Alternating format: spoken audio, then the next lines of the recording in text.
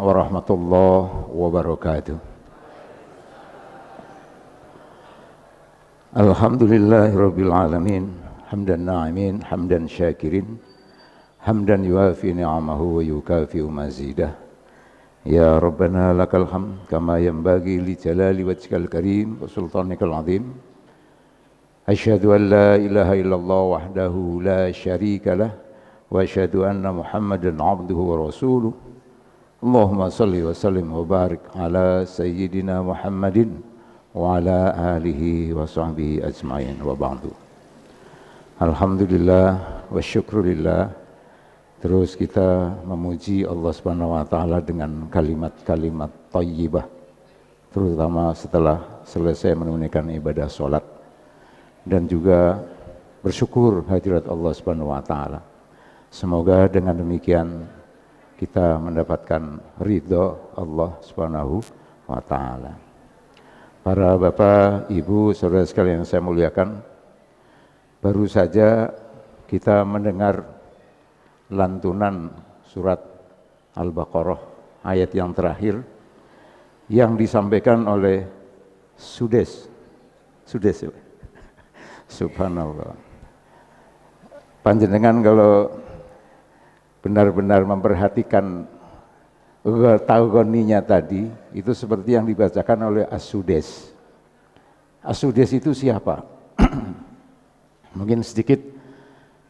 Pada suatu hari, seorang suami meminta kepada istrinya, buatkan masakan yang paling istimewa hari ini. Kawan-kawan saya mau datang di rumah ini. Kemudian si ibu itu membuat masakan macam-macam, ada gulenya, ada nasi bukhori, ada macam-macam, banyak disediakan di atas meja begitu. Di halaman sana ada anak kecil laki-laki, dia sedang bermain tanah, debu-debu itu. Sementara hidangan sudah tersedia menunggu tamu. Kemudian anak kecil ini menggenggam debu, menggenggam pasir, masuk ruangan, kemudian masakan itu semuanya ditaburi. Ini bahasa Jawa ini diuwur-uwuri, tanah semuanya. Wah, ibunya melihat. Apa kemudian yang dikatakan oleh ibunya? Idhab anta ja'alakallahu imaman lil haramain. Pergi kamu. Yo, masakan sudah disiapkan seperti itu, dikasih tanah semua. Pergi kamu. Allah akan menjadikan kamu imam haramain. Itu kata-katanya. Apa yang terjadi sekarang? Subhanallah, Sudes itu menjadi imam haramain. Lagunya seperti itu tadi. Apa kemudian yang bisa kita ambil dari peristiwa itu?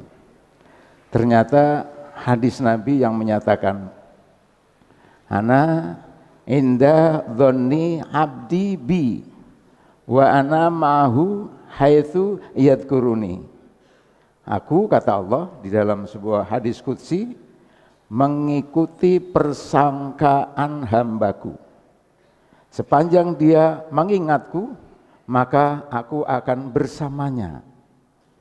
Ini hadis diriwayatkan oleh Al-Bukhari dan Muslim.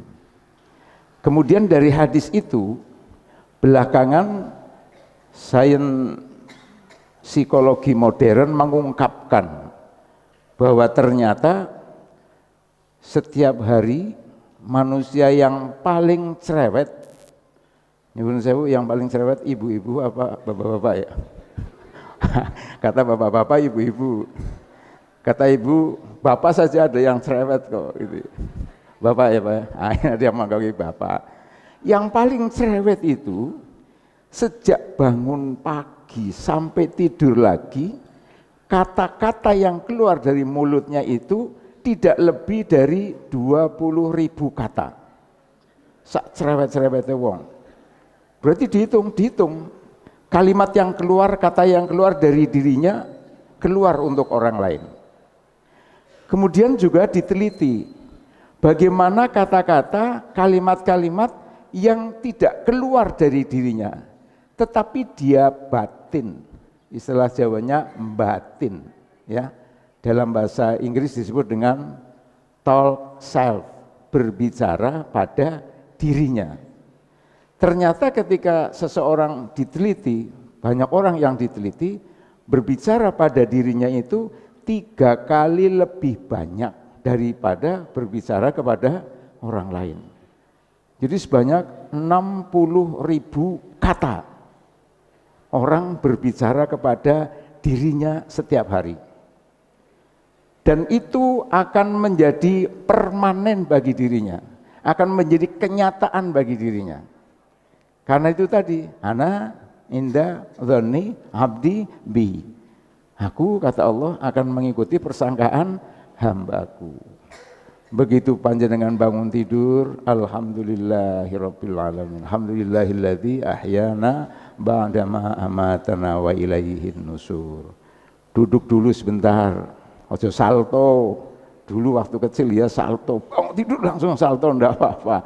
Tapi karena umur sudah 50, duduk dulu sebentar, 30 detik. Kemudian berdiri, kemudian baru jalan, kemudian minum air hangat 1 gelas, kalau bisa 2 gelas. Itu semuanya awal kesehatan bagi panjenengan. Kemudian panjenengan bersyukur hadirat Allah Subhanahu wa taala dengan melakukan rutinitas bersih-bersih semuanya, kemudian sholat. Tentunya masih sholat sunnah karena sebelum subuh panjenengan lakukan. Dan apabila itu terus dilakukan setiap hari dan batin panjenengan yang bagus-bagus, yang positif, alhamdulillah, urip kok enak temen, ya sehat, alhamdulillah. Anak-anak semuanya baik, anak-anak semuanya mabrur, tetangga semuanya baik, kawan-kawan juga mendukung, semuanya positif yang diucapkan, yang di dalam hati. Subhanallah, hari itu panjenengan sukses. Dan bila ini dilakukan setiap hari, maka panjenengan setiap hari sukses. Sukses adalah milik orang yang serius untuk mendapatkan sukses, untuk mengusahakan sukses. Jadi subhanallah itu, ternyata kesuksesan itu dari apa yang kita batin. Yang kita batin itu akan menjadi tetap permanen di dalam diri kita. Sekarang dipersilakan kepada panjenengan yang batin-batin yang bagus seperti ibunya Sudes itu. Sampai dengan anak yang bengal seperti itu, dia harus mengulangi masak lagi, mungkin beli karena waktunya tidak ada, tapi yang diucapkan, idhab anta, ja'alakallahu imaman haramain. Pergi kamu, Allah akan menjadikan kamu imam 2 tanah suci, Makkah dan Madinah. Sekarang menjadi kenyataan. Silakan ibu, ini terutama ibu ya, kalau putra-putrinya bengal seperti itu, mohon maaf agak nakal begitu ya. Misalnya agak nakal, kowe tak sepatani jadi presiden ke-9 kowe mana, bagus ya. Atau presiden ke-8, kan belum dilantik ya. Iya, presiden ke-9 misalnya seperti itu. Subhanallah. Jadi apa yang kita ucapkan harus yang baik. Semuanya positif.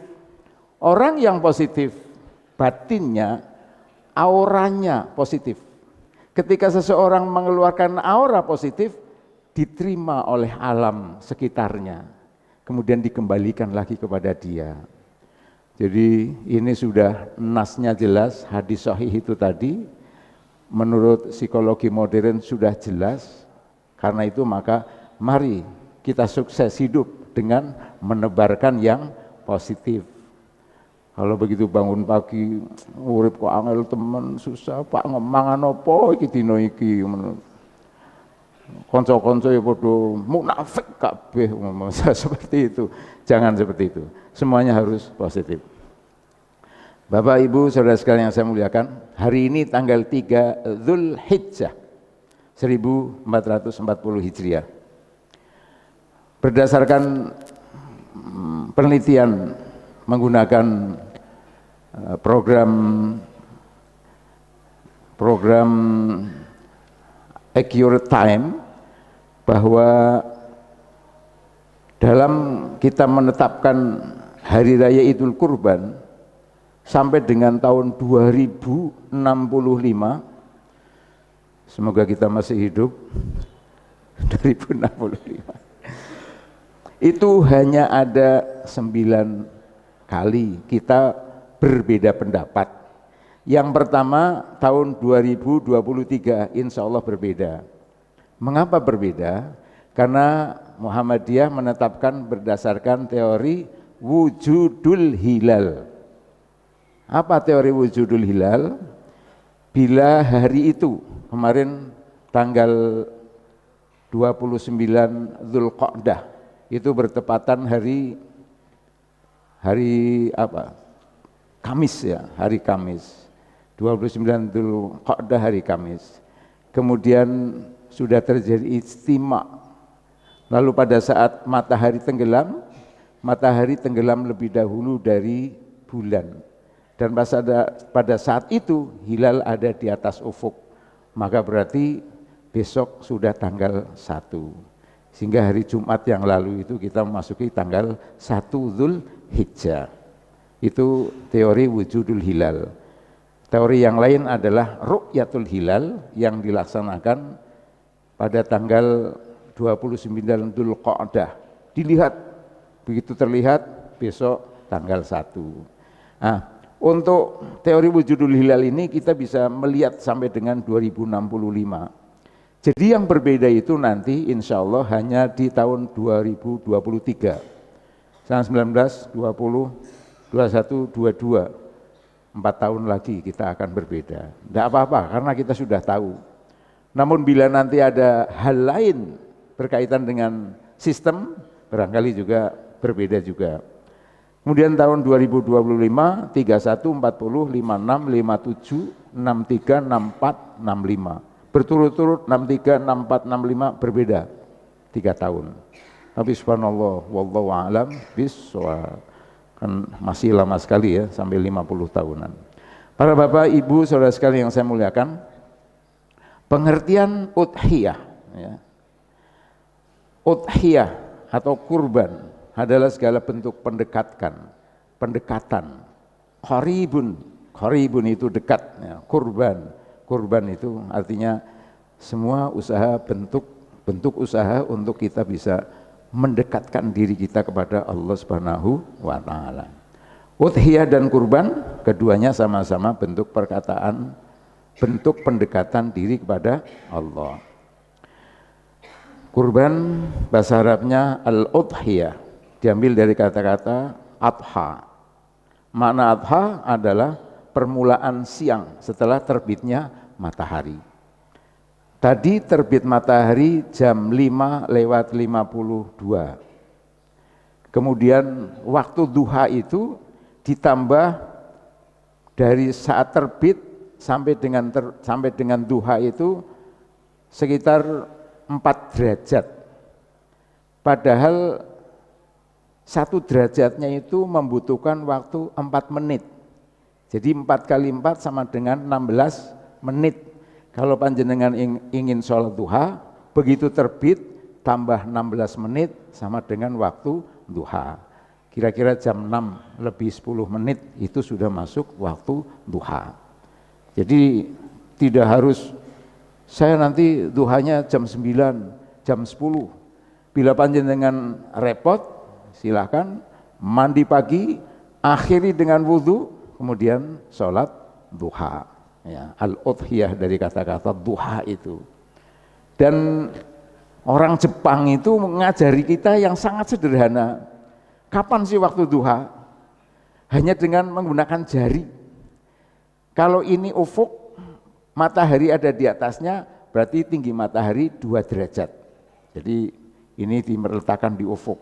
Hanya di sini bangunan semuanya. Kalau seperti ini berarti ini ufuk, matahari di atasnya, matahari tingginya 4 derajat. Oh, ini sudah mulai sholat duha. Jadi seperti ini saja. Ini 2, ini 8 derajat dan seterusnya. 1 jari bila kita letakkan ini di ufuk, maka di atasnya bulan, matahari dan sebagainya itu tingginya 2 derajat. Jadi betul tadi panitia mengumumkan kita mengawali sholat Idul Adha pada pukul 6.15 menit karena itu sudah masuk waktu duha. 6.10 saja sudah masuk waktu duha. Ini 6.15 menit. Kemudian syariat kurban ini dasarnya sangat-sangat kuat. Yani dalam surat Al-Kautsar, fasholli li rabbika wanhar. Wanhar, berkurbanlah. Dan banyak lagi hadis juga yang disampaikan di dalam Zadul Masir, kemudian Minhajul Muslim juga ada dalam bab udhiyah. Ini Al-Quran, syariat Quran, syariat kurban dalam Al-Quran, yakni surat As-Saffat 102-107. Falamma balagha ma'ahu sa'ya qala ya bunayya inni ara fil manami anni adbahuka fangdur madza tara. Madza tara. Kemudian kita mengatakan tarwiyah. Ini terjadi pada tanggal 8 Dzulhijjah. Sehingga ada yang kemudian berpuasa tarwiyah, puasa tanggal 8-nya. Namun ada hadis yang lain menyatakan saumu yaumi arafah fittasi min Dzulhijjah. Berpuasa hari Arafah bagi orang yang tidak sedang dalam keadaan wukuf di Arafah pada tanggal 9 Dzulhijjah. Nah, kalau hari raya tadi sudah diumumkan pada hari Ahad depan, maka kita berpuasa pada hari Sabtu itu ya. Saumu yaumi Arafah namanya. Kalau tanggal 8-nya tarwiyah ya. Kita punya sikap hukum atau sikap untuk memilih. Monggo panjenengan milih. Ada yang berpuasa sejak tanggal 1 Dzulhijjah, silahkan. Karena itu semuanya tidak akan mengurangi akidah kita sama sekali. Qala ya abati fa'al ma tu'mar satajiduni insyaallahu minas sabirin. Jadi bapak dan anak sama-sama imannya sangat tebal. Tidak seperti mungkin anak-anak yang antara bapak dan anaknya berbeda. Ada seorang hakim yang memutus perkara pidana. Seorang anak kecil mencuri, bahkan yang dicuri itu sepeda dicuri. Kemudian dia ketangkap, lalu ditetapkan oleh hakim dihukum penjara selama 3 tahun. Padahal hanya mencuri sepeda saja. Ternyata hakim ini luar biasa.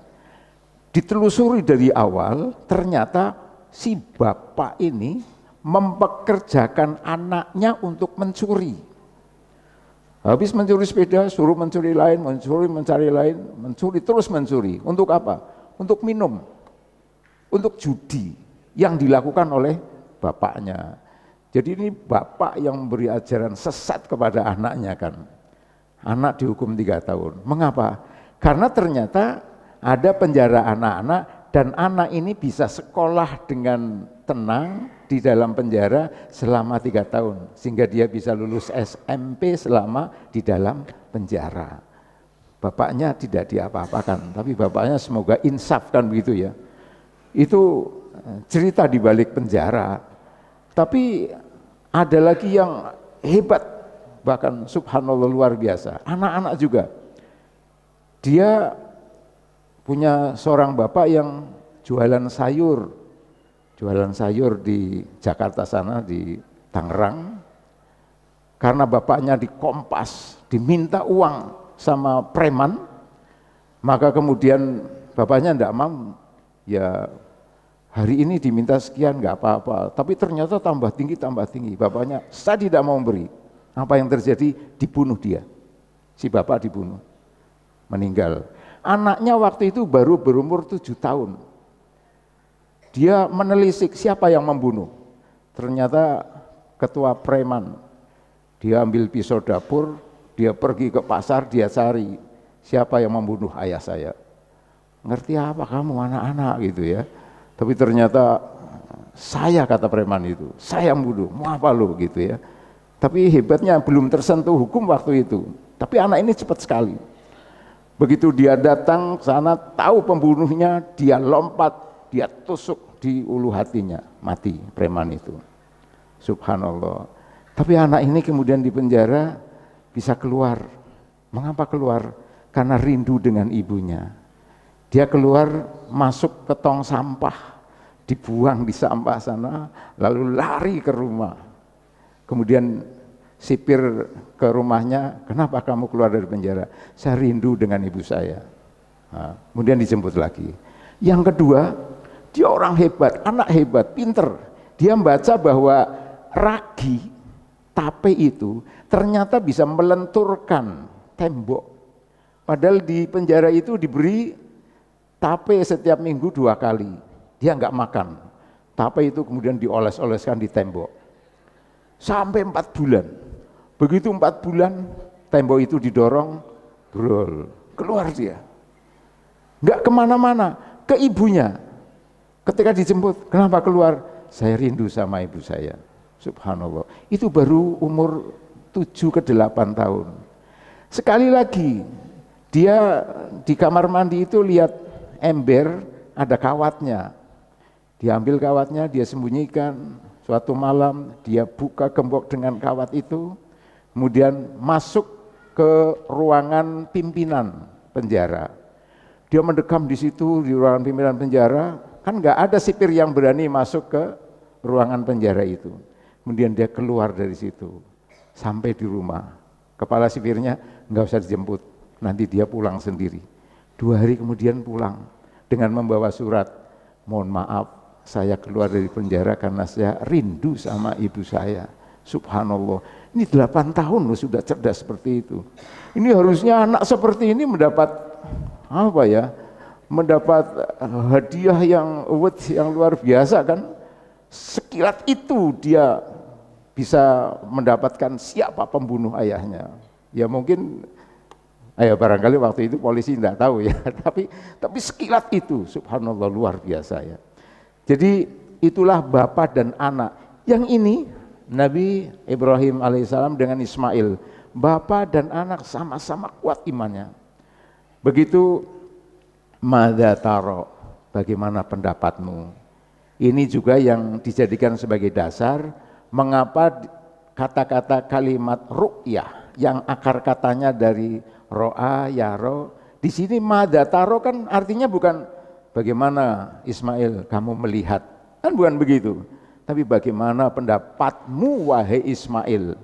Jadi ru'yah itu juga termasuk ar-ru'yah bil akal, ar-ru'yah bil akal atau ru'yah dengan bil ilmi. Ru'yah dengan akal, dengan ilmu pengetahuan adalah hisab. Ini juga semacam ada dasar hisab dari sini. Falamma aslama wa tallahu lil jabin wa nadainahu ayya Ibrahim qad saddaqta ar-ru'ya inna kadzalika nadzil muhsinin inna hadza lahuwal bala'ul mubin wa fadainahu bidzibhin azim. Dan karena keikhlasan yang luar biasa digantilah, ditebuslah ya, wa fadaina, kami tebus Ismail itu dengan seekor kibas yang besar. Jadi itu dasar untuk kita semuanya. Kapan kita menyembelih? Nyembelih adalah pada Yaumun Nahar atau hari raya Idul Adha, tanggal 11 Agustus yang akan datang hari Ahad. Bahkan seseorang yang menyembelih pada hari Ahad ba'da sholah itu sudah tamma nusukuhu, sudah sempurna ibadahnya. Dan barangkali juga diawali dari batin tadi ya. Alhamdulillah tahun kemarin saya bisa kurban, semoga tahun ini ada rezeki lagi bisa kurban, tahun depan begitu. Hanya terus setiap tahun dia kurban. Karena apa? Qad tamma nusukuhu, sempurna ibadahnya itu apabila kita mau berkurban untuk menyembelih seekor kambing pada hari raya Idul Adha. Kemudian besoknya kullu ayyamit tasyrik dzabhun. Setiap hari tasyrik tanggal 11 Dzulhijjah, 12 Dzulhijjah, 13 Dzulhijjah itu adalah hari menyembelih kambing, menyembelih sapi, menyembelih onta. Tidak hanya pada hari itu saja, tetapi yang utama, yang afdal adalah yaumun nahar, ba'da shalah. Man kana lahu sa'ah wa lam yudhahi fala yaqrabanna musallana. Musolla itu pada saat itu dimaknai bukan musola-musola maaf yang seperti di Noyontaan, Gang 19 ada musola, 17 ada 15 terus, bukan itu. Tapi as-sokhra, sokhra itu adalah lapangan yang punya kemampuan berkurban. Kalau sekarang punya uang 2 juta, berapa di sini Pak? 500, 2.500.000, alhamdulillah. Ada di masjid lain 2.500.000, 2 juta saja. Di masjid lain ada yang 1.900.000, ada itu. Ada masjid lain 2.650.000. Tapi ada di sebuah masjid sampai dengan 3.500.000. Nah, subhanallah. Itu kan pilihan. Saya yakin orang itu semuanya sudah cerdas kan gitu ya. Sudah cerdas semuanya. Alhamdulillah di sini 2.500.000. Punya uang 2.500.000 kok tidak mau dikeluarkan untuk kurban. Jangan dekat-dekat musola kami. Ini artinya sangat ditekankan semua orang Islam yang mempunyai kemampuan, rezekinya lapang pada waktu itu, silakan beli. Bahkan mungkin itu tadi sejak awal, ini sekarang alhamdulillah selamat kepada panjenengan semuanya yang sudah mencita-citakan sejak awal dan sekarang sudah niat, bahkan sudah membayar kurban, selamat. Tapi untuk yang belum, silakan dari sekarang niat. Karena itu tadi, wallah inda dhanni abdi bi. Allah mengikuti kehendak panjenengan. Kalau panjenengan insya Allah tahun yang akan datanglah 2020 saya akan kurban, insya Allah bisa 1441. Jadi sangat ditekankan kurban bagi orang muslim.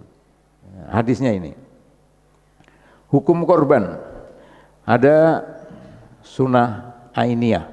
Ini kalau menurut mazhab Imam Syafi'i dan jumhur ulama adalah sunnah yang sangat diharap dan dikukuhkan. Jadi sunnah al-mu'akkadah. Ibadah kurban adalah termasuk syiar agama dan memupuk makna kasih sayang serta kepedulian terhadap sesama yang harus digalakkan. Ada 2 macam sunnah, sunnah ainiyah. Kalau fardu ain. Kemudian sunnah kifayah, fardu kifayah. Sunnah ini adalah sunnah yang dilakukan oleh setiap orang yang mampu. Kalau sunnah kifayah disunahkan dalam satu keluarga, bapak, ibu, anak-anak, cucu, misalnya ada 15 orang satu keluarga, berkurban 1 atau 2, itu namanya sunnah kifayah, gitu ya. Bukan anak saya 4, hari ini kurban, tahun ini kurban untuk bapaknya, tahun depan untuk istrinya, tahun depannya lagi untuk anaknya nomor 1, tahun depannya lagi, bukan itu. Tapi seekor kibas itu cukup untuk keluarga. Itu banyak keterangan dari ulama juga seperti itu. Jadi li ahlil bait, untuk keluarga, bukan orang per orang. Tapi kalau memang dalam satu keluarga, anaknya juga menabung, 4 orang semuanya, kemudian bapak ibu, orang yang numpang di situ 1, 7 orang ngiur gitu, beli seekor sapi, subhanallah, itu luar biasa ya. Jadi 1 ekor sapi bisa untuk 7 jiwa. Imam Abu Hanifah wajib malah dia. Imam Abu Hanifah mengatakan wajib. Kalau jumhurul ulama, kebanyakan ulama mengatakan sunnah. Tapi Imam Hanifah kalau mampu wajib, ya, mampu wajib. Kapan kurban menjadi wajib? Dalam madhab Imam Syafi'i dan jumhur ulama, apabila seseorang bernadar itu sudah menjadi kewajiban. Namun sesungguhnya nadar itu kurang mencerminkan makna kedermawanan seorang. Menggone anakku wisuda bulan September, insya Allah aku pak nyembelih sapi. Mengkone Jadi dikaitkan dengan peristiwa-peristiwa yang akan datang. Ini adalah ucapan yang disampaikan oleh orang-orang yang bakhil. Seperti itu. Wong Pak sedekah pijar nunggu menggone wis ora ana gempa kok aku tak kurban. Lah padahal kemarin baru terjadi gempa berarti ora kurban kan gitu. Jangan dikait-kaitkan dengan peristiwa-peristiwa atau masalah-masalah yang terjadi di sekitar kita. Bismillah. Yang nama sedekah itu bismillah, niat kurban ya, tidak dikaitkan. Itu namanya nadar. Kalau dikaitkan itu namanya nadar. Bahkan itu adalah wajib. Kemudian menentukan maksudnya. Jika seorang mempunyai seekor kambing lalu berkata, kambing ini aku pastikan menjadi kurban. Maka pada saat itu sudah ada kewajiban untuk dia menyembelih kurban pada hari raya Idul Adha. Ini tadi yang saya sampaikan. Dari Ibnu Umar, Nabi SAW bersabda, innahu la ya'ti bi khairin wa innama yustakhraju bihi minal bakhil. Ini riwayat Bukhari wa Muslim. Sesungguhnya nazar itu tidak akan mendatangkan kebaikan. Enggak usah bernazar lah. Karena sesungguhnya nazar itu hanyalah dilakukan oleh orang bakhil. Mengkolane ora sido kan begitu ya. Tapi orang-orang yang dermawan tidak ada seperti itu. Tidak terlalu panjang berpikir bahwa apa yang kita lakukan ya'lamullah, Allah akan mengetahui meskipun dilakukan secara spontanitas. Alhamdulillah aku untuk sahuran ki 3 juta tuh kayak kambing. Subhanallah ya. Orang usah mikir dawa-dawa. Untuk sahuran ya, orang bisa membeli seekor kambing pada waktu itu. Ada yang saya punya piutang, tapi saya harapkan dari piutang itu nanti akan saya belikan kambing. Begitu mendekati hari raya Idul Adha, dia WA, mohon maaf Pak, piutang yang ada pada panjenengan atau uang saya yang ada pada panjenengan itu sudah saya sisihkan untuk kurban seekor kambing nanti pada hari raya Idul Adha. Bila panjenengan berkenan, mohon uang itu diberikan sebelum hari raya Idul Korban, biar saya bisa kurban. Subhanallah, orang yang menerima WA itu tadi juga bismillah, saya lunasi dulu utangnya biar dia bisa kurban. Wah, luar biasa ya. Jadi itulah orang Islam sesungguhnya. Ta'awanu 'alal birri wat taqwa wa la ta'awanu 'alal ismi wal udwan. Tolong menolonglah kamu dalam kebaikan dan takwa. Jangan tolong menolong dalam sesuatu kejahatan dan kemungkaran. Waktu menyembelih. Diharapkan di dalam sholat Idul Adha itu imamnya tidak membaca surat yang terlalu panjang. Sholat Idul Adha ya, kalau Idul Fitri beda. Kemudian pada saat khutbah juga tidak terlalu panjang khutbahnya. Khutbah Idul Adha yang tidak terlalu panjang berapa menit Pak Selamat? Seberapa jam mungkin ya, berapa jam, ya barangkali itu. Sholatnya juga tidak terlalu panjang, ayat-ayatnya yang dibacakan. Jangan kemudian sholat Idul Adha, surat yang dibaca misalnya surat Al-Baqarah umpamanya. Ya kalau Al-Baqarah tadi yang dibacakan pada ayat-ayat terakhir, tidak apa-apa ya. Atau surat tadi, surat yang dijadikan sebagai dasar untuk kurban, itu bagus juga ya, as-sofat itu. Intinya tidak terlalu panjang surat yang dibacakan dan khutbahnya juga tidak terlalu panjang. Mengapa? Karena begitu selesai khutbah, pulang, lalu menyembelih dan belum makan pada saat itu. Kemudian menyembelih lalu makan dari kambing yang disembelih itu. Kok bisa? Ya bisa.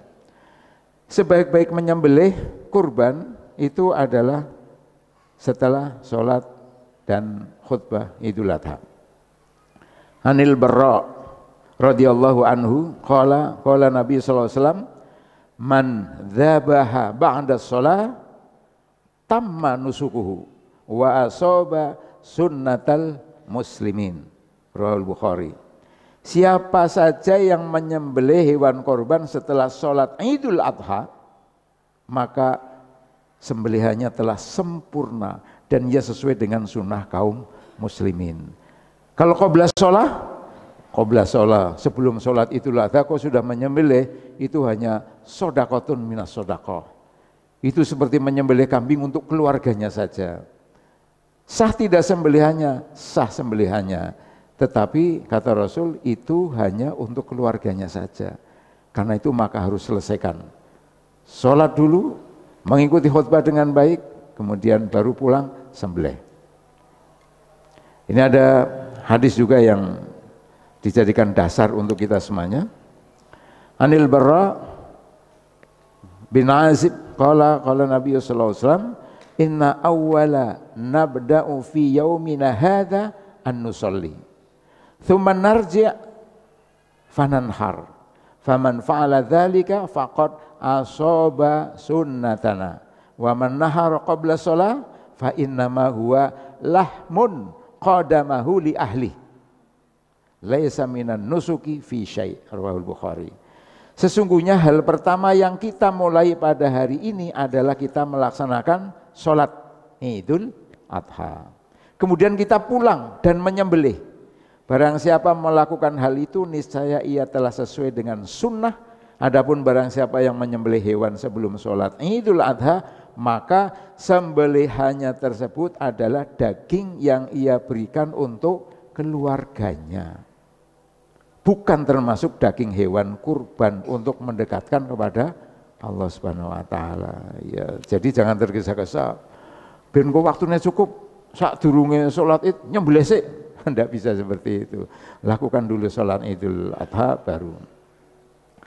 Kemudian kalau untuk hewan yang pupa, ini menurut umur 4 sampai 5 tahun untuk onta, sapi 2 tahun ke atas, 2-3 tahun, kambing 1 sampai 2 tahun. Jangan batibul bawah 3 bulan, balibul bawah 5 bulan. Itu nanti kambingnya masih terlalu kecil ya, terlalu kecil. Tidak cukup untuk masyarakat yang banyak. Bagaimana sifat-sifat binatang yang tidak boleh dijadikan korban? Di satu hadis yang disampaikan oleh Siti Aisyah bercerita, Rasul itu sangat suka dengan kambing kibas yang warnanya terang, di sekeliling matanya itu warna hitam. Jadi matanya hitam. Lalu kaki-kakinya hitam. Jadi matanya hitam, tubuhnya itu warnanya terang, mungkin putih, mungkin coklat, tapi di sekeliling matanya hitam, dan kakinya mulai dari lutut dia ke bawah itu hitam. Jadi yang duru bil aswad wa yamsi bil aswad, melihat dengan matanya yang dikelilingi oleh warna hitam dan berjalan dengan kakinya yang berwarna hitam. Itu Aisyah mengatakan seperti itu. Tapi panjenengan enggak usah lah cari-cari begitu. Nanti kalau enggak ada enggak jadi kurban kan itu ya. Itu yang paling disukai. Intinya apa? Yang untuk dikurbankan itu adalah kambing yang hebat, yang paling sehat. Anil Barra bin Azib radhiyallahu anhu qala qama fina Rasulullah SAW faqala arba tajusu fi dhuhaya al-aura al-bayyinu auruha al-maridah al-bayyinu maraduha wal arja al-bayyinu dhal'uha wal kasirah allati la tungki. Jadi hadis ini sahih. Rasulullah SAW pernah berdiri di tengah-tengah kami dan berkata, ada 4 cacat yang tidak boleh pada hewan kurban. Buta sebelah. Orang mengatakan picek gitu ya. Picek, buta sebelah. Buta dua-duanya apalagi. Sakit dan jelas sakitnya. Mungkin iganya itu kelihatan seperti piano begitu ya. Jangan pilih itu untuk kurban. Pincang. Kemungkinan ketika dibawa dari desa bawa kemudian terperosok lalu pincang, jangan disembelih, tukar yang bagus ya, pincang dan sangat kurus, yang sangat kurus seolah-olah tidak bersumsum. Jadi seakan dagingnya itu tidak ada, tulangnya, di dalam tulangnya enggak ada sumsumnya sama sekali. La tungki. Jangan menyembelih dengan yang itu. Menyembelih dengan yang paling bagus. Kalau betina bagaimana? Jangan mengatakan, oh kambing saya perempuan, kambingnya panjenengan laki-laki. Jangan. Kambing itu jantan dan betina. Oh, kambing kok perempuan, kambing kok laki-laki gitu ya. Nanti wedhusmu sing wedok. Nah, kalau kambing wedok bahasa Jawa iya, tapi kalau bahasa Indonesia pakainya jantan dan betina. Tidak mengapa. Silahkan dengan yang betina, silahkan dengan yang jantan. Panitia menerima uang 49 muzaki kali 2 juta umpamanya. 98. Kalau dibelikan sapi jantan semuanya kurang. Karena yang jantan harganya sampai dengan mungkin sampai dengan 20 juta sekarang ya. Tapi yang betina bisa ada yang 14, ada yang 15. Oh kalau begitu panitia pinter ini, belikan yang jantan 2, yang lainnya belikan yang betina. Boleh saja, enggak apa-apa seperti itu. Intinya seseorang yang menyerahkan uangnya kepada panitia, dia sudah ikhlas, silakan. Dan di dalamnya ada ongkos untuk penyelenggaraan kurban itu. Kemudian kesunahnya pada saat menyembelih dengan Allahumma taqabbal minni. Bagusnya disembelih oleh dirinya sendiri. Tapi kemudian kebanyakan orang tidak tega untuk bisa menyembelih. Akhirnya harus diwakilkan kepada orang lain. Pada saat seseorang sudah menyerahkan uang, itu artinya mewakilkan kepada panitia. Silakan dibelikan kambing, di situ ada ongkosnya, kan 2.500.000 termasuk dalamnya ada ongkosnya. Lalu nanti disembelih oleh orang yang ditunjuk oleh panitia. Ini namanya perwakilan, ya. Oleh perwakilan, dipersilakan. Idza ra'aitum hilal dzilhijjah wa arada ahadukum ayyudhahi falyumsik an syarihi wa adfarihi. Nah, ini ada perbedaan pendapat yang ada di masyarakat. Yang tidak boleh memotong kuku dan rambutnya itu yang berkurban, atau hewan kurban itu tidak boleh dipotong rambut dan bulunya, gitu ya. Ada dua pendapat memang. Pendapat satu, orang yang berkurban tidak boleh potong kuku dan rambut. Jadi misalnya panjenengan sudah menyerahkan hewan kurban, mulai tanggal 1 kemarin kukunya dibiarkan, hitam ya dibiarkan, panjang silahkan. Itu ada yang berpendapat, dan itu pendapat sahih ya. Ustadz Adi Hidayat juga mengikuti pendapat ini. Jadi tidak boleh memotong kuku, nggak boleh memotong rambut.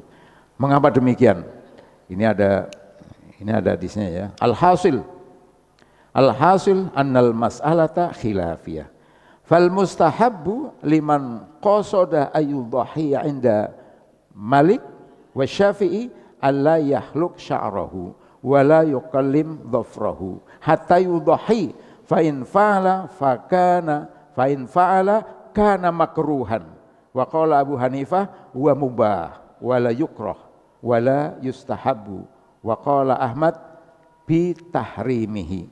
Jadi ini pendapat para ulama. Intinya adalah masalah khilafiyah. Menurut Imam Malik dan Syafi'i, disunahkan tidak memotong rambut dan kuku bagi orang yang kurban.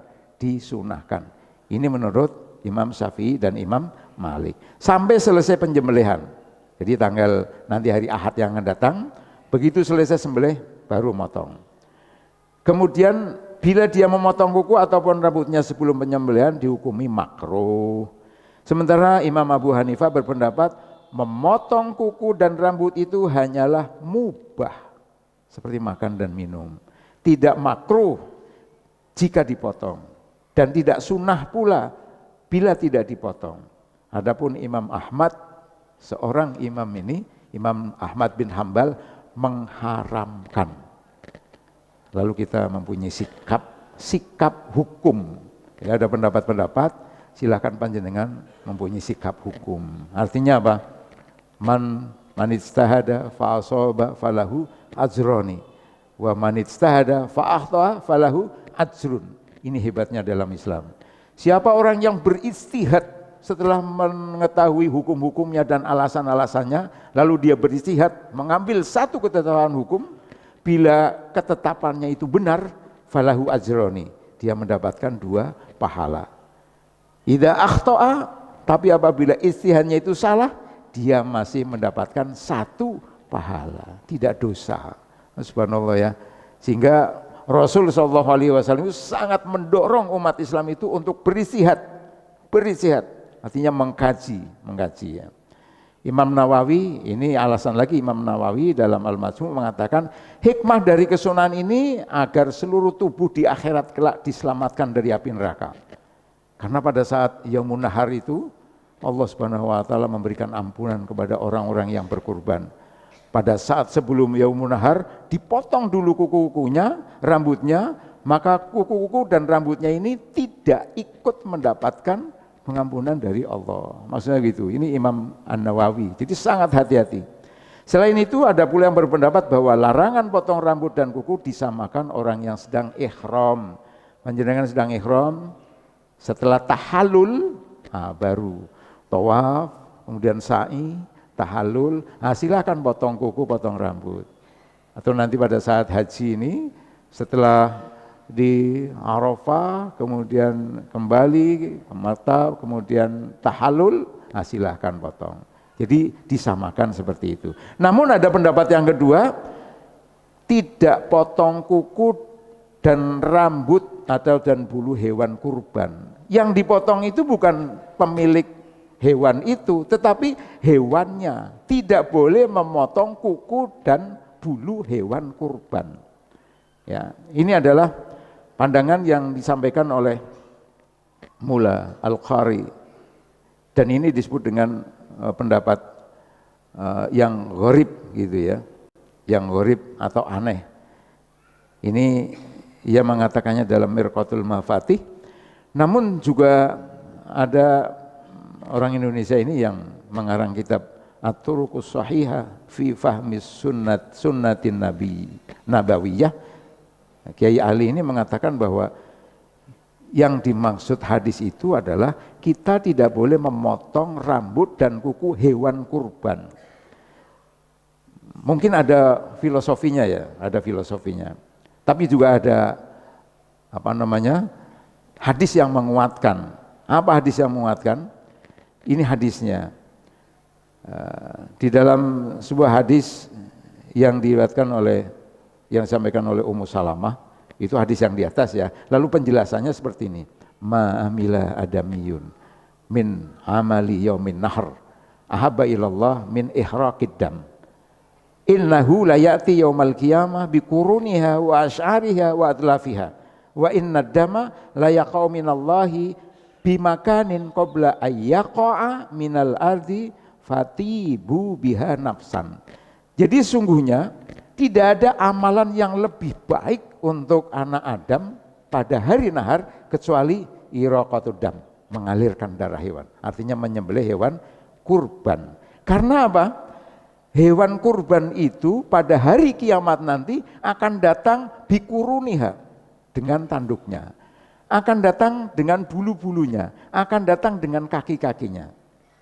Sehingga itu semuanya akan menjadi saksi. Lah kalau kemudian sebelum datang hari nahar lalu sudah dipotong dulu kukunya, dikuliti, rambutnya dipotong semuanya, maka nanti hewan kurban ini akan datang tidak dengan bulunya, tidak dengan kuku-kuku kakinya. Maksudnya begitu. Jadi hadis ini sangat mendukung untuk tidak memotong kuku hewan korban. Lalu saya pernah melihat ya tradisi orang-orang luar itu kan memotong bulu gibas. Ketika kambing dipotong gibas dipotong bulunya, awalnya gemuk hebat, tapi begitu dipotong jeluntrut begitu, stres dia, stres. Bahkan seperti kalau orang dihinakan. Padahal semua makhluk itu ternyata bertasbih kepada Allah Subhanahu wa taala.